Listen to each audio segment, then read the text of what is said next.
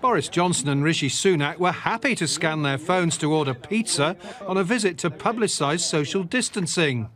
But now, after being contacted by Test and Trace, they're being accused of attempting to dodge self-isolation and then performing a humiliating U-turn after a public outcry.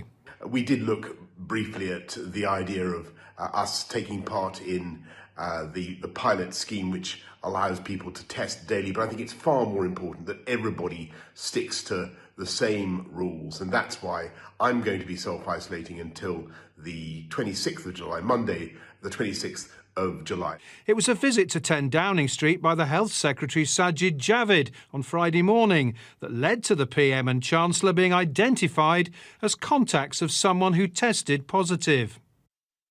At around 1:30 on Saturday lunchtime, Mr Javid revealed he'd tested positive for COVID after feeling groggy on Friday evening.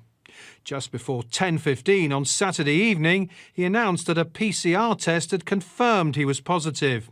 At 8 a.m. on Sunday, Number 10 announced that the PM and Chancellor had been contacted by Test and Trace and would be taking part in the daily contact testing pilot to allow them to continue to work from Downing Street.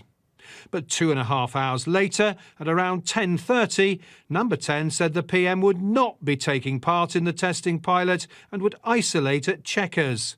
The Chancellor would also isolate. It seems the Chancellor was uncomfortable with the original decision to sidestep self-isolation when he and the Prime Minister were pinged. And it's being suggested that Mr Sunak put pressure on his Downing Street neighbour to back down. Whilst the Test and Trace pilot is fairly restrictive, allowing only essential government business, I recognise that even the sense that the rules aren't the same for everyone is wrong, he tweeted. To that end, I'll be self-isolating as normal and not taking part in the pilot. Opposition leaders are blaming the Prime Minister.